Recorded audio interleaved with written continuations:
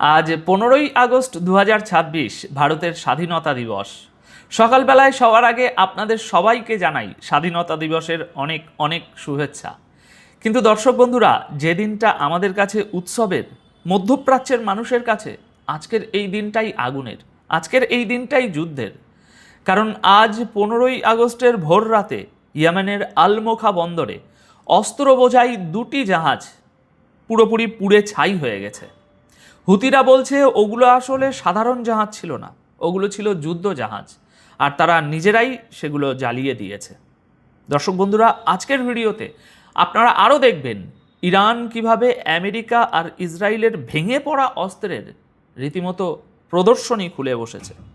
Trump নতুন কি বলে ফেলেছেন হরমুজ প্রণালী নিয়ে, সৌদি আরবের আরামকো স্থাপনায় ড্রোন হামলার দাবি, আর সমুদ্রে 14টি দেশের নতুন সামরিক জোট, যেখানে বাংলাদেশও আছে, আর ইরানের উপকূলের কাছে ভেসে থাকা দুটো এমন বিপদ যেগুলোর ছবি দেখে সবাই চমকে উঠেছে। তাহলে চলুন শুরু করা যাক। প্রথমেই ইয়েমেনের যুদ্ধ এখন একটা বড় ধ্বংসের দিকে এগোচ্ছে বলেই মনে হচ্ছে। আজ 15ই আগস্টের ভোর রাতে হুতিরা হামলা চালায় ইয়েমেনেরই আল-মোখা বন্দরে। সেখানে সৌদি আরবের সমর্থন ইয়েমেনি সরকারি বাহিনীর জন্য অস্ত্র আর সামরিক সরঞ্জাম আসছিল, আর সেগুলোই বন্দরে নামানো হচ্ছিল। হুতিদের বক্তব্য অনুযায়ী ঠিক সেই অস্ত্র আর সরঞ্জামকেই তারা নিশানা বানিয়েছে। খবর হলো এই হামলায় অস্ত্র বোঝাই দুটি জাহাজ সম্পূর্ণভাবে পুড়ে গেছে। হুতিদের সামরিক মুখপাত্র দাবি করেছেন ওগুলো ছিল যুদ্ধ জাহাজ, তাদের উপর একাধিক মিসাইল ছোড়া হয়েছে এবং সেগুলোকে ধ্বংস করে দেওয়া হয়েছে। এখন সামনে আসা ছবিগুলোতে দেখা যাচ্ছে বন্দরের ভিতরে একাধিক জায়গা থেকে আগুন আর ধোঁয়া উঠছে। হুতিদের দাবি এই হামলায় অস্ত্রের গুদাম, তারপরে সামরিক সরঞ্জাম এবং একাধিক সামরিক ঘাঁটিকে নিশানা করা হয়েছে। কিন্তু এখানে অন্য পক্ষের কথাটাও শুনে নেওয়া দরকার যে তারা কি বলছে। ইয়েমেনের যে সরকার, সেই আন্তর্জাতিকভাবে স্বীকৃত সরকারের একজন সামরিক কর্মকর্তার বক্তব্য অনুযায়ী হুতিদের এই হামলায় 6 জন ইয়েমেনি মারা গেছেন। এর মধ্যে 2 জন নিরাপত্তা কর্মী আর বাকি 4 জন সাধারণ মানুষ। আবার বিভিন্ন প্রতিবেদনে বলা হচ্ছে যে হুতিরা বন্দরে থাকা বাণিজ্যিক জাহাজগুলোর দিকে 5টি মিসাইল ছুঁড়েছিল, যার মধ্যে 2টি জাহাজে আগুন ধরে যায়। আর এখানে একটা জিনিস একটু খেয়াল করার মতো, এক পক্ষ বলছে যুদ্ধ জাহাজ, আরেক দিকের প্রতিবেদন বলছে বাণিজ্যিক জাহাজ। সুতরাং জাহাজ যে পুড়েছে সেটা নিয়ে অবশ্য কোনো সংশয় নেই। আল-মোখা বন্দর এখন আর শুধু যুদ্ধের একটা ফ্রন্ট নয়, সৌদি আরব থেকে ইয়েমেনের সরকারি বাহিনীর জন্য অস্ত্র আর সামরিক সরঞ্জাম আসার যে রাস্তা, সেটাই এখন সরাসরি হুতিরা নিশানা করছে। এবার আসা যাক ইরানে। দর্শক বন্ধুরা, ইরান এখন শুধু নিজের মিসাইলের শক্তি দেখাচ্ছে না, দেখাচ্ছে তার আকাশ প্রতিরক্ষা ব্যবস্থার শক্তিও, অর্থাৎ মাটি থেকে আকাশ, 2 জায়গাতেই ইরান নিজের দম দেখাতে চাইছে। 40 দিনের যুদ্ধের পরও ইরান তার নতুন এয়ার ডিফেন্স সিস্টেমের উৎপাদন আর সরবরাহ একদিনের জন্যও থামায়নি। আর এখন ইরান আমেরিকা ও ইসরায়েলের ওই যে ভূপাতিত করা অস্ত্র, সেই অস্ত্রগুলো দুনিয়াকে দেখাচ্ছে। একরকম ধ্বংসের প্রদর্শনী খুলে বসেছে তারা, যেন তারা বলতে চাইছে, দেখে যাও আমাদের এয়ার ডিফেন্স আকাশ থেকে মাটিতে কি কি নামিয়ে এনেছে। 14ই আগস্টের রাতে সামনে আসা এক প্রতিবেদন অনুযায়ী আইআরজিসি অ্যারোস্পেস ফোর্সের একজন সিনিয়র কর্মকর্তা জানিয়েছেন যুদ্ধের পরেও ইরানের এয়ার ডিফেন্স সিস্টেম তৈরি করা এবং সেগুলো সেনাবাহিনীর হাতে পৌঁছে দেওয়ার কাজ একটানা চলেছে। অর্থাৎ উৎপাদন এবং রক্ষণাবেক্ষণ কোনোটাই থেমে থাকেনি। এই সাক্ষাৎকারটি রেকর্ড করেছে ইরানের সরকারি টেলিভিশন IRIB, আর রেকর্ড করা হয়েছে আইআরজিসির একটি ভূগর্ভস্থ ঘাঁটিতে। সেখানেই প্রথমবারের মতো দেখানো হয়েছে আমেরিকা ও ইসরায়েলের কয়েকটি ড্রোন এবং একটি ফাইটার জেটের কিছু গুরুত্বপূর্ণ যন্ত্রাংশ, যেগুলোকে ইরানের এয়ার ডিফেন্স যুদ্ধের সময় আকাশেই মেরে নামিয়েছিল বলে এখন দাবি করা হচ্ছে। এর মধ্যে রয়েছে আমেরিকার MQ-9 রিপার ড্রোন, আর ইসরায়েলের হারমেস 900 এবং হারমেস 450 ড্রোনের বড় বড় অংশ রয়েছে। এছাড়াও দর্শক বন্ধুরা এখানে আছে MQ-9 এবং আমেরিকার F-15 ফাইটার জেটের সঙ্গে জড়িত কিছু কারিগরি অংশও দেখানো হয়েছে। এর মধ্যে কিছু অংশ কিন্তু নতুন নয়, দিন দশেক আগেও ইরান একবার এমন প্রদর্শনী করেছিল, আর সেই যন্ত্রাংশগুলো আমরা আপনাদের সেই সময় দেখিয়েছিলাম। ওই কর্মকর্তার বক্তব্য অনুযায়ী জুন মাসে যুদ্ধবিরতির পর ইরান নতুন এয়ার ডিফেন্স সরঞ্জাম সরবরাহ করা শুরু করে দিয়েছে। অর্থাৎ ইরান বলতে চাইছে যুদ্ধের পর তারা শুধু নিজেদের ক্ষতি পুষিয়ে নেওয়ার কাজ করেনি, বরং আকাশ প্রতিরক্ষার নতুন ক্ষমতা আর অস্ত্রের সরবরাহ দুটোকেই আরও এগিয়ে নিয়ে গিয়েছে। আর এই দাবি যদি সত্য হয় তাহলে ইরানের শত্রুপক্ষের যুদ্ধ বিমানগুলোর জন্য এটা নিঃসন্দেহে একটা খারাপ খবর। ইরানকে নিয়ে আরও খবর আছে, কিন্তু তার আগে একটা বড় খবর শুনে নিন। ট্রাম্প আবার একটা বিস্ফোরক কথা বলে ফেলেছেন। 14 ও 15ই আগস্টের মাঝরাতে একটি র্যালিতে আমেরিকার প্রেসিডেন্ট ডোনাল্ড ট্রাম্প বলেছেন ইরানকে হারানোর পর তিনি হরমুজ প্রণালীকে যুক্তরাষ্ট্রের ভূখণ্ড বলে ঘোষণা করে দেবেন। শুধু নিয়ন্ত্রণ নয়, সরাসরি আমেরিকার নিজের জমি। তবে ট্রাম্প এটা বলেননি যে এই সিদ্ধান্তের অর্থ আসলে কি দাঁড়াবে, আর আমেরিকা সেটা বাস্তবে কিভাবে কার্যকর করবে। ফেব্রুয়ারি থেকে যুদ্ধ চলছে, বৈঠকের পর বৈঠক হয়ে চলেছে, আর এদিকে ঘোষণা হচ্ছে ভূখণ্ড বানিয়ে ফেলার। ব্যাপারটা সত্যিই অদ্ভুত। আর এই বক্তব্য এমন এক সময় এলো যখন হরমুজ প্রণালী নিয়ে আমেরিকা আর ইরানের মধ্যে টক্কর একটানা চলছে।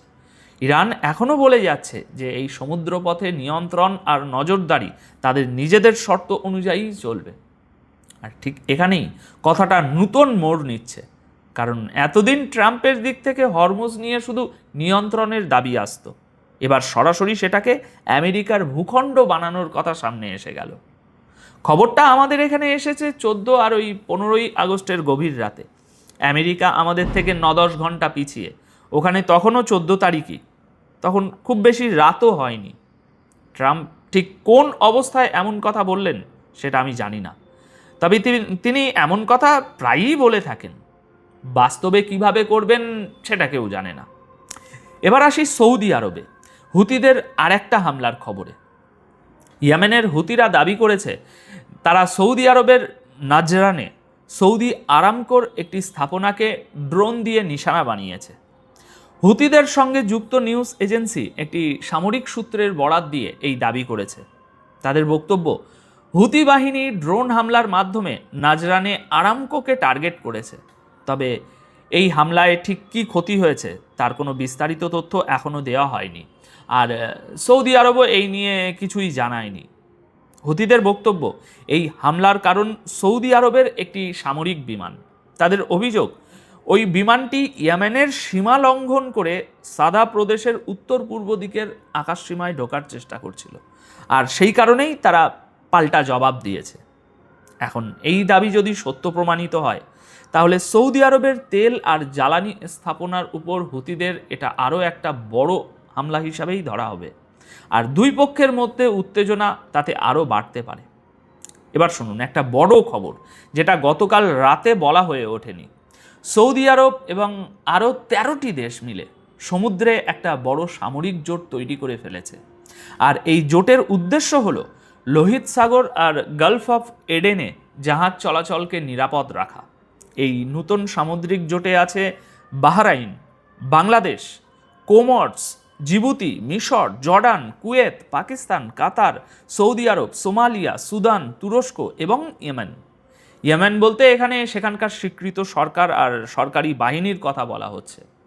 সৌদি প্রতিরক্ষা মন্ত্রকের বক্তব্য অনুযায়ী এই দেশগুলোর মধ্যে গোয়েন্দা তথ্য আর খবরের আদান প্রদান হবে, সামরিক পরিকল্পনা তৈরি হবে, যৌথ নৌমহড়া হবে, আর প্রয়োজন পড়লে সমুদ্রে যৌথ সামরিক অভিযানও চালানো হবে। অর্থাৎ দরকার হলে একসঙ্গে হামলাও করা হবে। এই জোটের ঘোষণা এমন সময়ে এসেছে যখন হুতিরা লোহিত সাগর আর বাবল মন্দবের পথে সৌদি পতাকাবাহী জাহাজগুলোকে একটানা নিশানা বানিয়ে চলেছে। আর দর্শক বন্ধুরা, দুনিয়ার তেল আর গ্যাস সরবরাহের জন্য এই সমুদ্রপথগুলো ভীষণ ভীষণ গুরুত্বপূর্ণ। একদিকে হরমুজ প্রণালী নিয়ে টক্কর, অন্যদিকে লোহিত সাগরে বাড়তে থাকা এই হামলা। এই দুটো মিলে সমুদ্রপথের নিরাপত্তাকে এখন গোটা অঞ্চলের সবচেয়ে বড় সমস্যা বানিয়ে দিয়েছে। তাই আসল প্রশ্নটা কিন্তু এটা নয় যে চোদ্দোটা দেশ একসঙ্গে দাঁড়িয়েছে কিনা। প্রশ্নটা হলো, এই সামুদ্রিক জোট মাটি আর সমুদ্রের বাস্তব বিপদের সামনে সত্যি কতটা কার্যকর প্রমাণিত হয়। এবার আসছি সেই খবরে, যেটা হয়তো আজকের সবচেয়ে কম আলোচিত কিন্তু সবচেয়ে দীর্ঘমেয়াদী বিপদের খবর। হরমুজের এই লড়াই এখন সমুদ্রের জন্যও বড় ধ্বংস হয়ে উঠেছে। স্যাটেলাইট ছবি এবং 15ই আগস্টের ভোর রাতে সামনে আসা ভিডিওতে ইরানের উপকূলের কাছে, ইরানের জলসীমায় দুটো বড় অয়েল স্লিক স্পষ্ট দেখা যাচ্ছে। অয়েল স্লিক মানে সমুদ্রের জলের উপরে ভেসে থাকা তেলের বড় বড় স্তর, লম্বা লম্বা রেখা। আর এগুলো সামনে এসেছে ট্যাঙ্কারের উপর একটানা হামলার পরেই, অর্থাৎ জাহাজ থেকেই তেল চুইয়ে সমুদ্রে ছড়িয়ে পড়েছে। তার মানে ইরান আর আমেরিকার মধ্যে তেলবাহী জাহাজের উপরে হামলার প্রভাব এখন আর শুধু শিপিং বা জাহাজ চলাচলের মধ্যে আটকে নেই। এই হামলার কারণে উপসাগরের গোটা সামুদ্রিক পরিবেশের উপরেও বড় বিপদ ঘনিয়ে আসছে। আর এটাকে হালকাভাবে নেওয়ার কোনো জায়গা নেই। প্রকৃতির সঙ্গে যখনই কোনো কাটাছেঁড়া হয়, সেখান থেকেই বড় ধ্বংস শুরু হয়। এই তেল প্রায় 2000 বর্গ কিলোমিটার এলাকা জুড়ে তেলের একটা বিরাট স্তর তৈরি করে ফেলেছে। 2000 বর্গ কিলোমিটার, সংখ্যাটা একবার ভাবুন। আর সবচেয়ে বড় কথা, এই এলাকাটা একটা সংরক্ষিত সামুদ্রিক অঞ্চল। তাই তেল যদি আরও ছড়িয়ে পড়ে, তাহলে সামুদ্রিক প্রাণী, মাছ এবং গোটা সমুদ্রের পরিবেশে ক্ষতি হতে পারে। অর্থাৎ হরমুজের এই লড়াইয়ে এখন শুধু জাহাজ আর তেলের সরবরাহ আটকে নেই, সমুদ্র নিজেও এর দাম চোকাতে শুরু করেছে। আর মনে রাখবেন, বিজ্ঞান বলে জীবনের শুরুটাই হয়েছিল সমুদ্র থেকে। সমুদ্রে বেঁচে থাকা প্রাণী যদি তেলের কারণে মরতে শুরু করে, তার প্রভাব কতদূর যাবে সেটা আমরা এখনো ভালো করে জানিই না। সবাইকে আরও একবার স্বাধীনতা দিবসের শুভেচ্ছা। ভিডিওটা শেষ পর্যন্ত দেখার জন্য অসংখ্য ধন্যবাদ।